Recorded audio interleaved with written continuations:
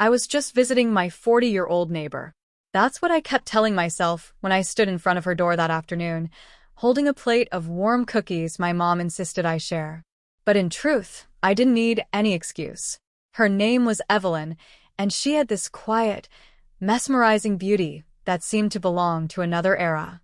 Her long dark hair framed her delicate face like a painting, and her eyes, deep, mysterious, full of secrets, always left me breathless. When she opened the door, she wore a silky pale blue robe that clung softly to her curves, and her scent drifted out toward me, a soft floral perfume that made my knees feel weak. "Noah," she said, her voice gentle and warm, like a lullaby. "How thoughtful of you." I swallowed, suddenly shy. "Mom made these. I thought you might like them." She smiled slowly, her lips parting just enough to show her perfect teeth. "That's so sweet. Please come in." I stepped inside, and the scent of jasmine candles wrapped around me. The house felt like a different world, quiet, elegant, every detail chosen carefully. We sat in her cozy kitchen. She poured tea, her movements graceful and unhurried. Her robe slipped slightly when she reached forward, revealing the curve of her shoulder. I tried not to stare, but she noticed. She tilted her head, a small laugh escaping her. "You're so shy, Noah. It's endearing." My face burned. "I'm sorry." She shook her head. "Don't be. I think it's sweet." Her fingers lightly brushed mine as she passed me a cup of tea, and the electricity of that touch made my heart pound. We talked for what felt like hours. She asked me about school, my dreams, what made me happy.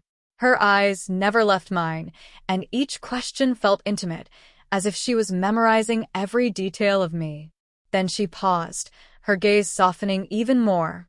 "You make me feel young again," she whispered. "So many people see me as this lonely woman, but when I look at you, I feel alive." I didn't know how to answer. My breath caught when she leaned closer, her fingers lightly tracing my wrist. "I shouldn't," she whispered, "but I can't help it." Her lips met mine, gentle at first, a question and a promise all at once. I felt every nerve in my body light up. My hands trembled as I touched her back, the warmth of her skin under my fingertips. When she finally pulled back, her eyes looked almost afraid. "I'm sorry," she murmured. "I shouldn't have done that." But I didn't want her to stop. I pulled her back into my arms, and she let out a soft, surprised laugh that turned into a sigh against my mouth. We moved to her living room, and she guided me down onto the couch, her lips exploring mine with slow, tender patience. Her robe loosened, revealing more of her smooth skin, and she held me close as if she were afraid to let go.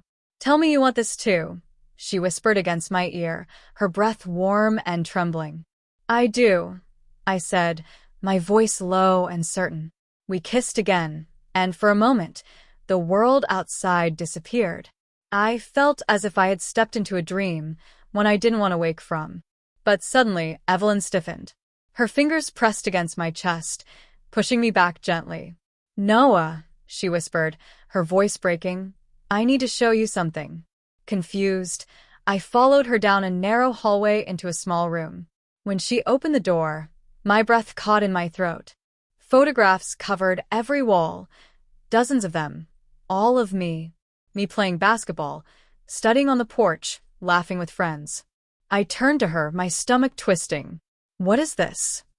Tears welled in her eyes. "I've watched you for so long.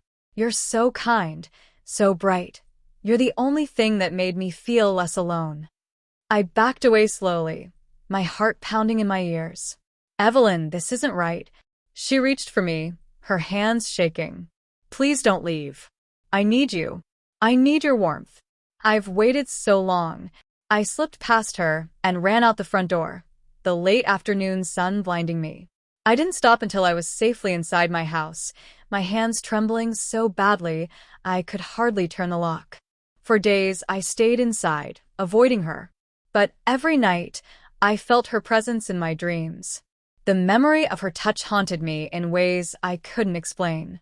Then one evening, just as the sky turned a dusky pink, I found a small box on my porch. I opened it to find a delicate silver bracelet and a handwritten note. I'm sorry. I was selfish. I don't want to hurt you. Goodbye. I felt a strange ache in my chest. Part of me hoped she would come back, even though I knew how dangerous her love had become. Weeks passed without a single sign of her. My life started to feel normal again. I met a girl in my art class named Emily. She had a gentle laugh and a kind spirit that made me feel safe. We grew close, and soon she became my anchor.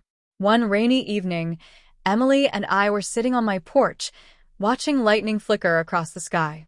I thought of Evelyn, wondering if she was somewhere watching us, her eyes hidden behind the darkness. I told Emily everything: the photos, the letters, the kiss. Her eyes widened in shock, but she didn't pull away. She just held me tighter, whispering that she wouldn't let me face it alone. A year later, Emily and I got engaged. I wanted to start over, to bury the shadows Evelyn left behind. On the morning of our wedding, I received a small, unmarked envelope. Inside was a single white rose and a note. I'll always love you. Be happy. I felt tears rise, a mix of grief and relief. Evelyn had finally let me go. Emily and I married beneath a canopy of blooming flowers. As we said our vows, I felt something shift inside me, a quiet release of the past. But sometimes, in the middle of the night, I still think of Evelyn. I remember the softness of her lips, the warmth of her body against mine, and the loneliness that lived in her eyes. I was just visiting my 40-year-old neighbor. That's what I tell myself now, over and over, whenever the memories creep back. But deep down, I know that visit changed me forever. Even after everything, a small part of my heart will always belong to her, the beautiful, lonely woman who taught me how dangerous love could be and how it could linger, even in the quietest corners of my soul.